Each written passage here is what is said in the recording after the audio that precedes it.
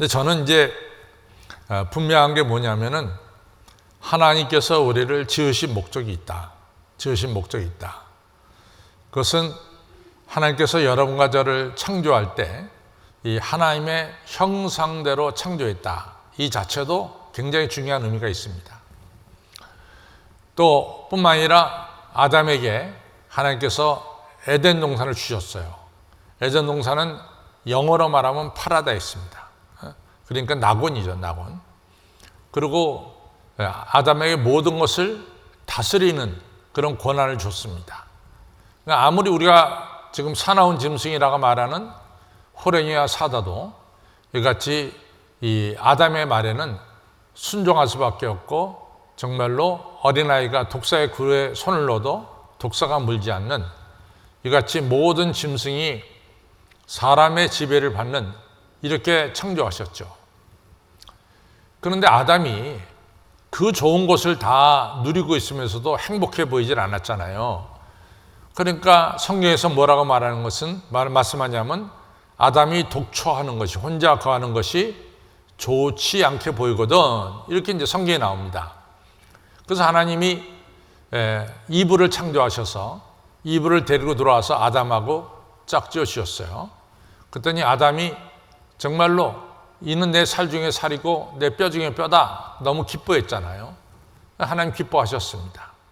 이처럼 하나님께서는 여러분과 저를 이 땅에 지으셔서 이 땅에 살게 할 때 여러분과 저가 행복하게 사는 것이 하나님의 뜻입니다. 행복. 근데 그게 너무나 그거는 간단한 거예요. 저도 마찬가지입니다. 저와 집사람도 우리 선물해준 세 딸들이 행복하게 사는 데 있어서는 우리가 아낌없이 모든 것을 다 투자할 것이고 돌봐줄 것입니다. 그것은 뭐냐? 부모의 마음이에요. 부모는 자기 자식이 잘 되고 행복하게 사는 것이 부모의 마음입니다. 마찬가지로 하나님께서 창조하신 여러분과 저는 이 땅에 살아가는 동안 행복하게 사는 것이 하나님의 뜻이에요. 아시다시피 사도 바울에게 있어서 믿음의 아들 하면은 두말할 것도 없이 디모데입니다. 그래서 디모데후서 1장 7절에 보면은 이제 사도 바울이 뭐라고 말하냐면 디모데야, 내가 너한테 원하는 것은 너 두려움만 가지고 사는 게 아니야. 내가 원하는 것은 사랑과 능력과 근신하는 마음이다. 여기서 근신은 한결같은 마음이다. 그 말이에요. 내가 너한테 원하는 것은 네가 하나님의 사랑 속에서, 하나님의 능력 속에서 한결같이 건강하게 사는 것이 하나님의 뜻이다. 그렇습니다. 하나님 여러분과 제가 두려움 속에 살기를 원치 않습니다. 그래서 빌립보 4장 4절에 보면 항상 기뻐하라. 내가 다시 말하노니 기뻐하라. 이렇게 말씀하신 거예요. 하나님은 여러분과 제가 이 땅을 살아가는 동안 행복하고 두려움 없이 기쁘게 살기를 바라는 거예요. 그리고 또 원하는 것은 뭐냐? 오늘 우리가 고린도후서 3장 18절에 보면 우리 하나님께서 예수님을 이 땅에 보내신 건데 말씀하시길 뭐냐?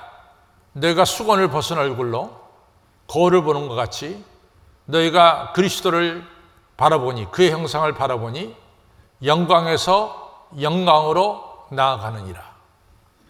예수님을 이 땅에 보내신 목적은 여러분과 저가 영광 속에 살기를 원하신다는 거예요. 하나님의 영광의 빛 가운데 여러분과 저가 살기를 바라는 겁니다.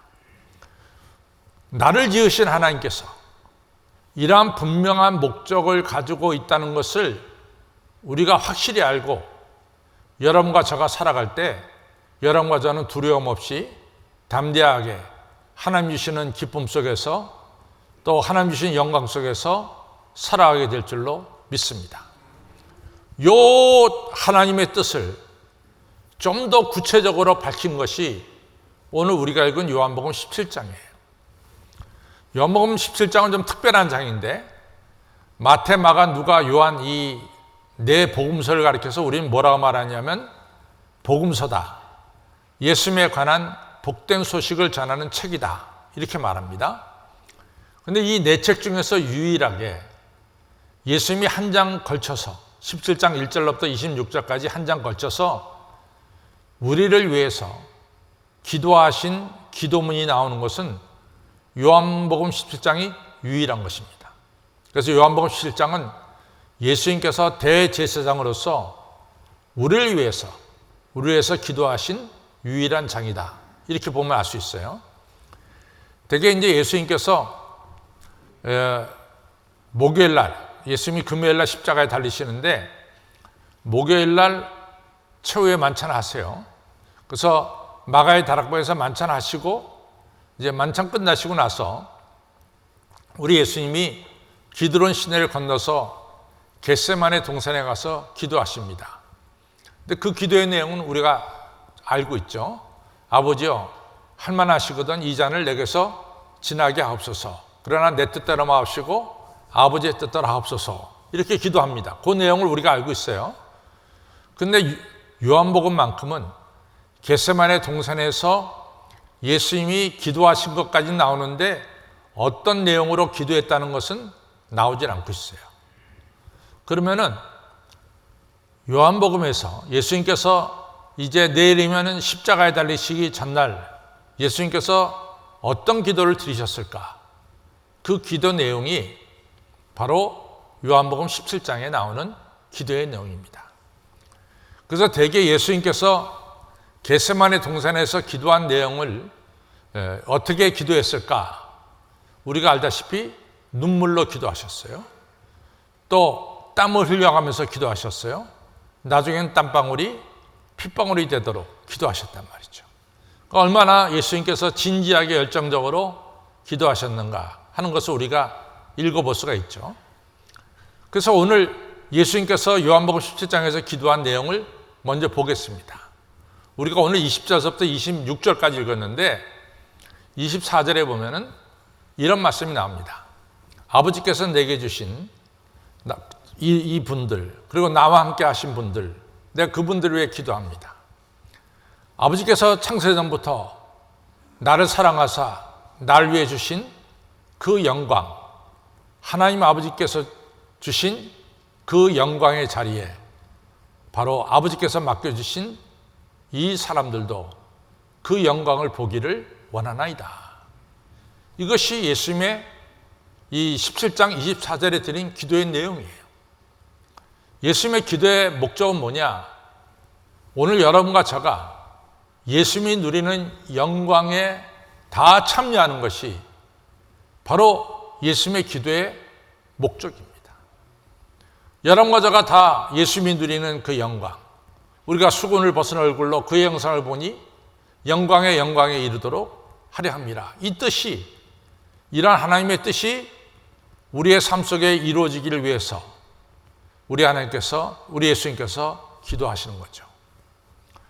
여러분, 예수님이 여러분과 저를 위해 기도하십니다. 꼭 기억하시기 바라요. 우리가 이 로마서 8장 24절에 보면 우리 성령이 우리의 연약함을 도우시나니 우리가 어떤 기도를 드려야 될지 모를 때, 빌 바를 알지 못할 때 성령께서 말할 수 없는 탄식으로 여러분과 저를 위해서 기도하신다라고 말씀하고 있어요. 오늘 성령님이 우리를 위해서 기도하세요. 기도의 목적은 뭡니까? 우리가 영광의 자리에 이르는 거예요. 여러분과 제가 영광의 자리에 다 참여하는 것이 기도의 목적입니다. 또 로마서 8장 제가 조금 전에 26절 얘기했어요. 34절에 보면은 야, 이 사람들아, 누가 너희를 도대체 정죄해? 누가 너희를 정죄해? 정죄할 사람이 없어.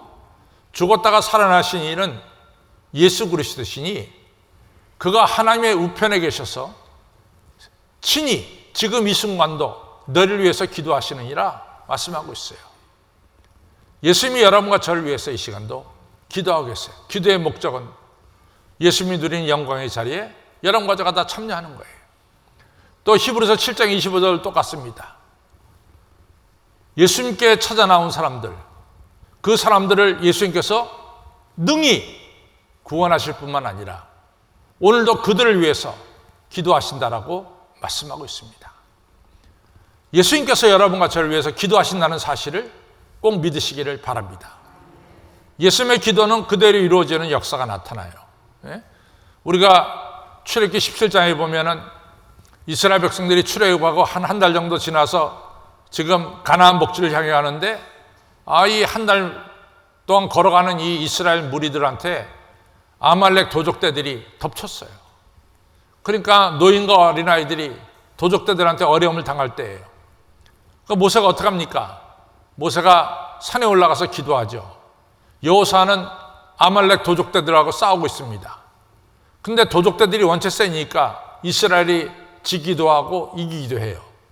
잘 살펴보니까 모세가 손을 들고 기도할 때는 이스라엘이 이기고, 모세가 너무 손이 피곤해서 손이 내려올 때는 상대적으로 아말렉이 이기는 거예요.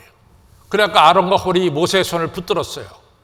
그랬더니 하루 종일 붙들고 서 있더니 하루 종일 여호수아가 아말렉과 싸워서 승리를 거두었어요.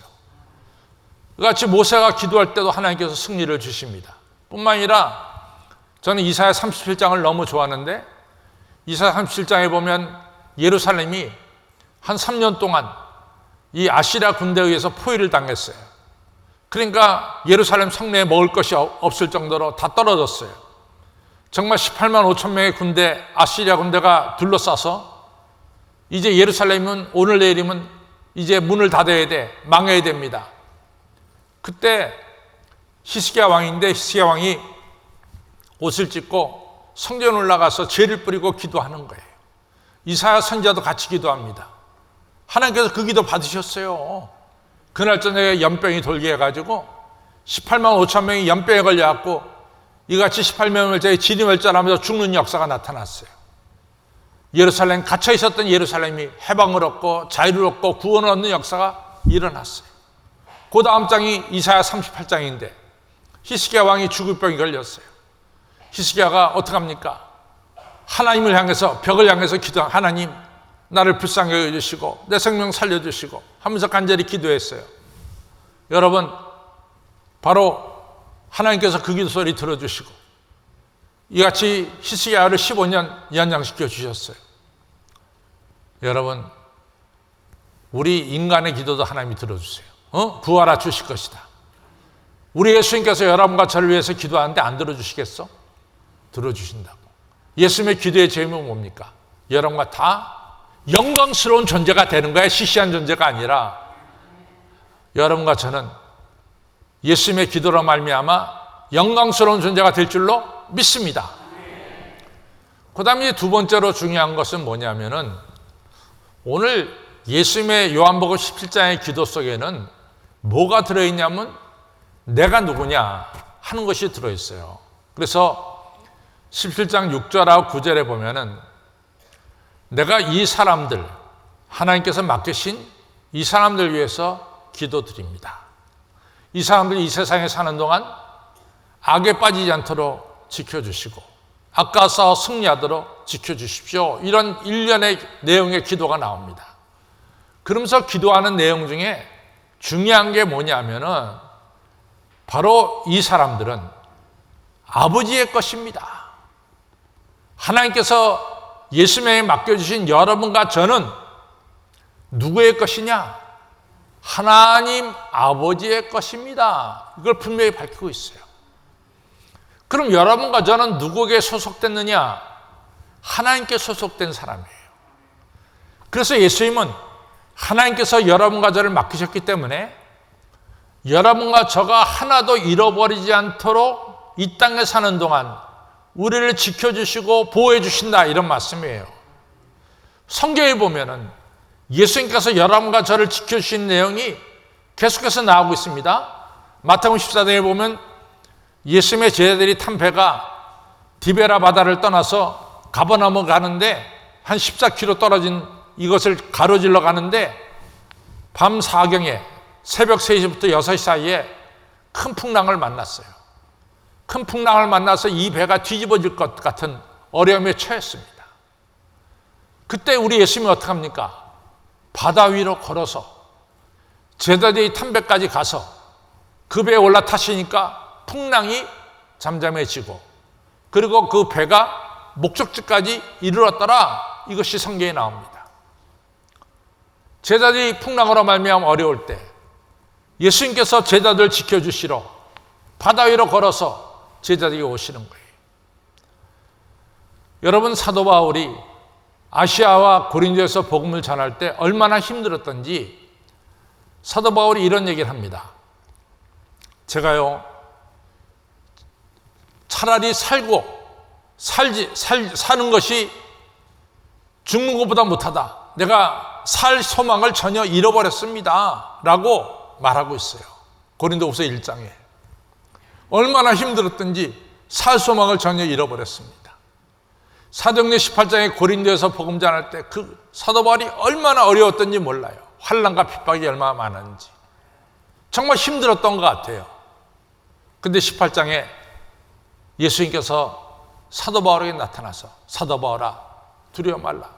네가 로마 황제 가이사 앞에 서야 너 함께 할 것이고 이 고린도에 하나님의 사람, 너를 지지할 사람이 많이 있느니라. 그러니까 담대하게 복음을 전해라. 사도행전 27장에서는 이 풍랑 만나서 유라굴라 풍랑 만나서 며칠 동안 태양을 보지도 못해. 달도 못 봐. 별빛도 못 봐. 그냥 풍랑 속에서 지내서 사람 270명이 다 죽을 것 같아. 그때 예수님이 또 나타나 바울아, 두려워하지 마라. 네가 로마 황제 가이사 앞에 서야 될 것이고 너와 함께 270명을 다 지켜주실 것이다. 또 말씀하시잖아요. 우리가 환난 가운데 있을 때 이같이 자비의 하나님 우리에게 찾아오셔서 우리를 환난 가운데 위로해 주시고 그 위로로 말미암아 우리로 하여금 다른 사람들, 환난 당한 사람들을 위로하게 만들어 주시느니라. 저는 성경에서 위로라고 하는 말이 굉장히 중요한 말입니다. 우리가 세상에서 위로한다는 것은 슬픔 당한 사람 찾아가서 조상집에 가서 우리가 상주들과 가족들을 우리가 말로써 함께 함으로써 위로할 수 있어요. 근데 성경에서 위로는 그 이상의 뜻을 가지고 있어요. 그 이상의 뜻은 뭐냐? 아까 내가 마태복음 14장에 말씀한 것처럼 이같이 제자들이 풍랑 만났을 때 예수님이 직접 찾아오는 거예요. 우리를 환난에서 건져주시는 거예요. 그리고 예수님이 환난 속에 있는 제자들과 함께 있다는 것을 보여주시는 거예요. 제자들과 예수님 사이가 하나도 막힘이 없이 하나가 되는 것이 바로 우리 하나님이 주신 위로입니다. 우리 주님께서는 여러분과 제가 어려운 환난 당할 때 찾아오시고 함께 해주시고 환난에서 건져주시고 너와 나는 하나다. 너는 내 안에 있고 내가 너 안에 있다. 하나됨을 가르쳐 주는 거예요. 그것이 하나님께 주시는 위로입니다. 제가 이제 목회를 하면서 정말 평생 잊지 못하는 이러한 일들이 몇 가지가 있죠. 그 중에 하나가 뭐냐면은 제가 미국서 목회할 때 미국 장로교를 빌려봤잖아요. 근데 이제 미국 장로교가 이 백인들이 모이는 교회가 교인들이 점점 줄어들고 그럴 때는 우리 한인 교회가 오후 2시에 예배 드리는데 전혀 문제가 없었어요. 그런데 이 백인 교회가 로버트 위디커라고 하는 목사님이 부임하시더니 이 교회가 부흥하는 거예요. 그래서 정말 그 당시에 백인 교회가 다시 부흥한다는 게 꿈 같은 얘기인데 부흥하는 거예요. 부흥. 그러니까 이 교회가 백인 교회가 부흥되니까 빌려보고 있는 우리가 불편한 거예요. 그래서 결국 우리가 그 교회를 떠날 수밖에 없게 됐어요. 저는 또다시 전세로 안 간다. 월세로 안 간다. 나는 예배당 사지하면 안 간다.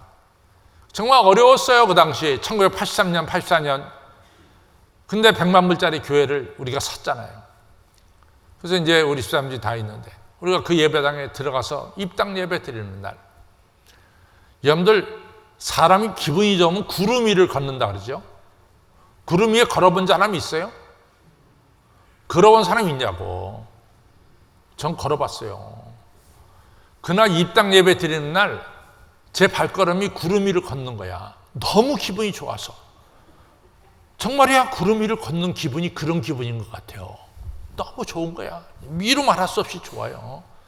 그때 제 나이가 30 아닙니까? 31 막 이럴 때인데. 너무 좋은 거야.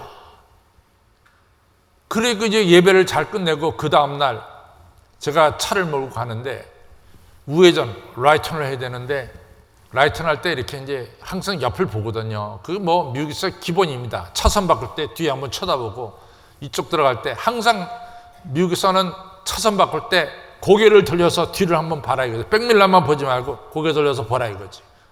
이게 기본이거든요. 그냥 오른쪽 갈 땐 오른쪽을 꼭 쳐다보고 왼쪽을 쳐다보고 차를 딱 돌리는데 난 뭐 느낌도 없었는데 멕시코 여자가 하나 부닥쳤다는 거야.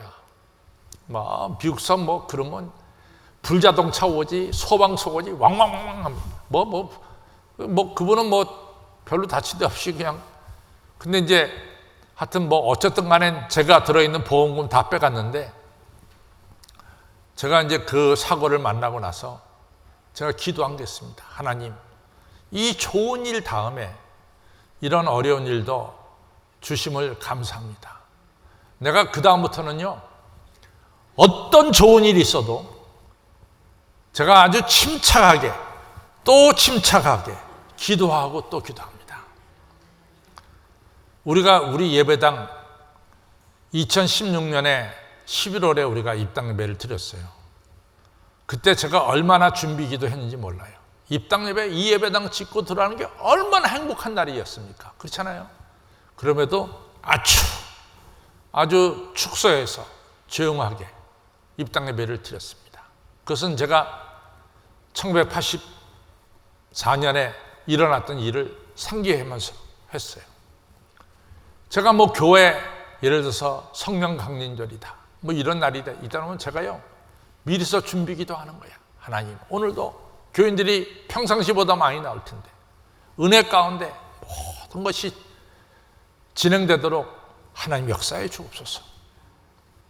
오늘도 하나님께서는 여러분과 제가 이 땅에서 하나님의 자녀로서 잘 살아가도록 지켜주시고 보호해 주십니다.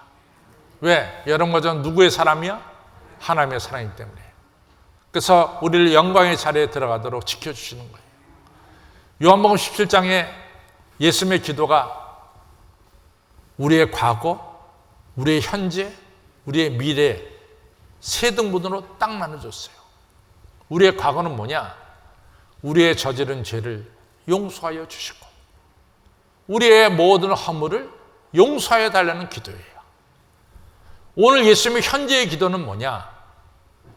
우리를 이 땅에서 악에서 건져주시고 우리를 거룩하게 만들어 주시옵소서.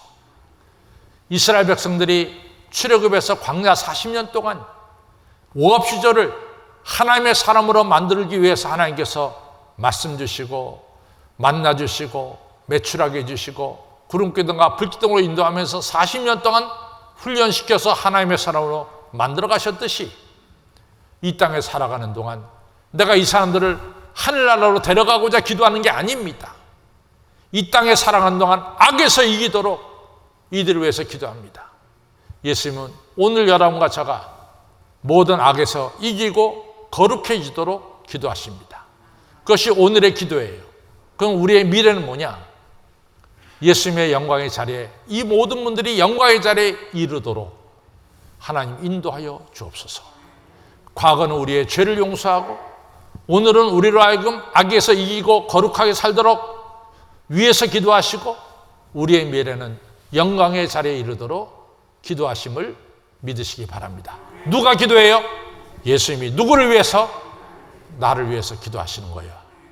이 예수님의 기도를 언제나 기억하시고 예수님을 사랑하시고 예수님 바라보시고 예수님 의지하셔서 이 땅에서 한동안 거룩하게 사시고 악과 싸워 이기시고 예수님이 누리는 영광의 자리에 다 이르는 우리 성도님들이 다 되시기를 주님의 이름으로 축원합니다.